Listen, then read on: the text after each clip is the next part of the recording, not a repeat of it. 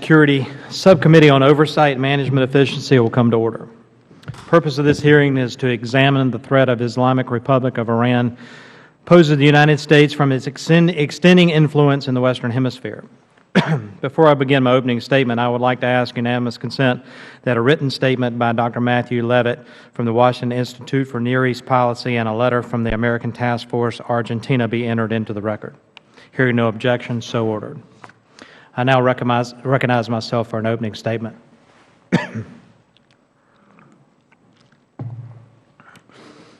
Iran's perpetual defiance of the U.S. and international sanctions, coupled with its propensity for sponsoring international terrorism worldwide, constitutes a recipe for instability and a threat to the security of the U.S. homeland. For years, Iran has been testing Western patience with its subversive actions. In the last 2 years, Iran's brazen attempted attacks in Azerbaijan, India, Thailand, Georgia, Kenya, Cyprus, Bulgaria, and a foiled plot in Washington, D.C. demonstrate an audacity that we should find chilling.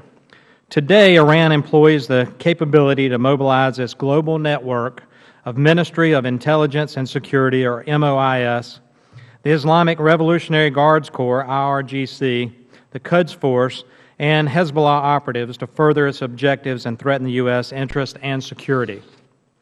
It is concerning to me that even though Iran has publicly stated that the promotion of all-out cooperation with Latin American countries is one of its top priorities and, quote, among the definite and strategic policies of the Islamic Republic of Iran, unquote, this administration refuses to see Iran's presence so near the U.S. borders as a threat to U.S. security.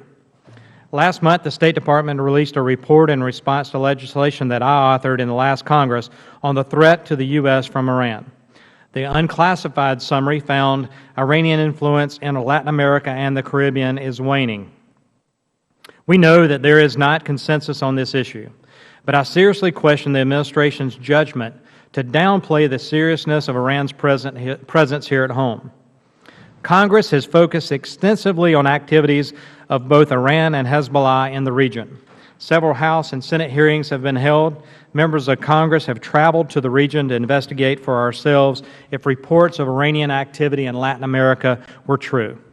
This subcommittee released a report outlining the findings from our investigation, and both houses of Congress passed bipartisan legislation highlighting our concerns.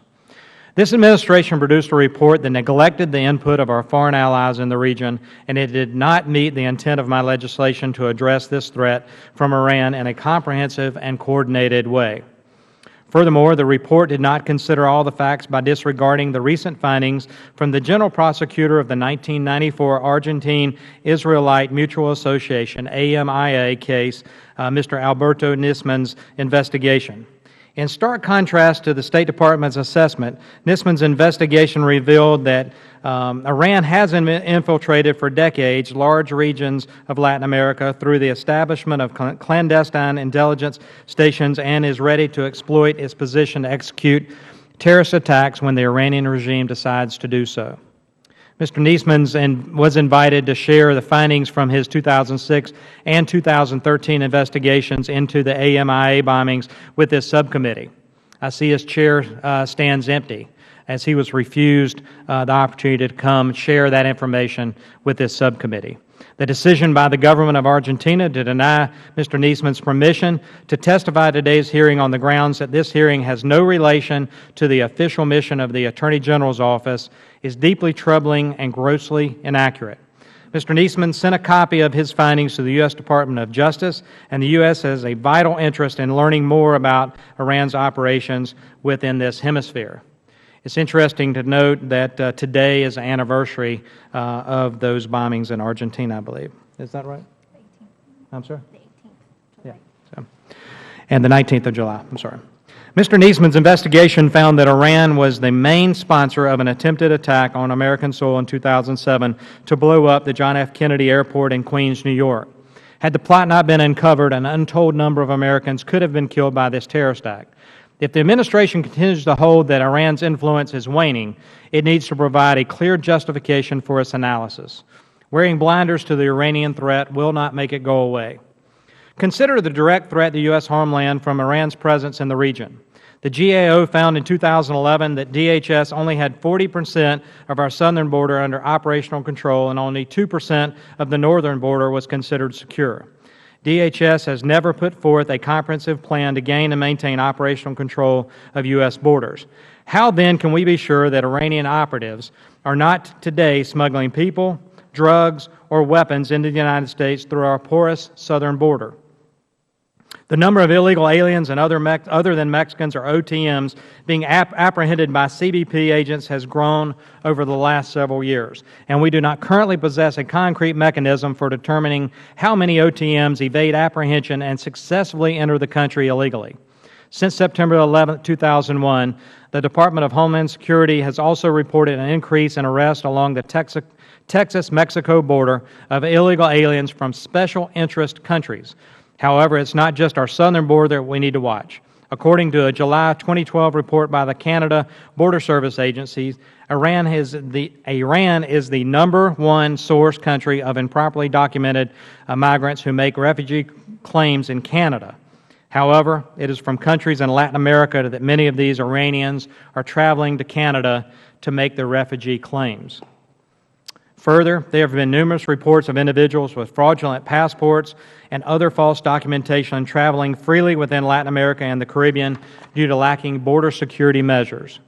According to Dr. Matthew Levitt's statement for the record, Israeli intelligence has found that the use of such false documentation by Hezbollah operatives is widespread, and false passport documents are used by the organization's activities and their travels all over the world.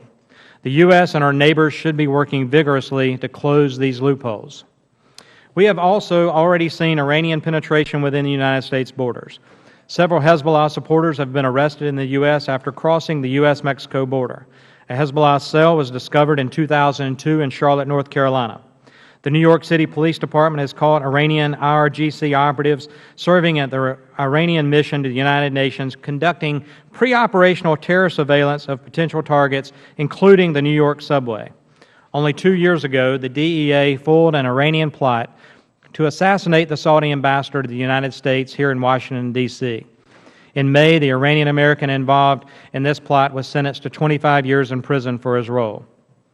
In conclusion, we cannot reject the notion that Iran may be planning more attacks in this hemisphere within the U.S. borders in the near future. We cannot downplay the threat from Iranians seeking to exploit refugee and border security loopholes. We need leadership, a strong border security plan, and closer ties to our neighbors, because we all face repercussions if Iran should mobilize its operatives in and around the region.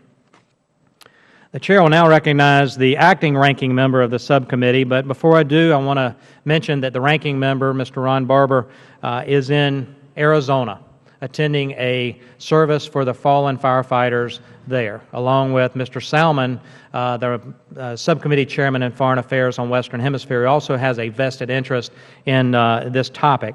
So we will keep the folks in Arizona and the two gentlemen from Congress that are at that service in our prayers and thoughts today. And so now I'll recognize the gentleman from Texas, Mr. O'Rourke, for any statement that he may have.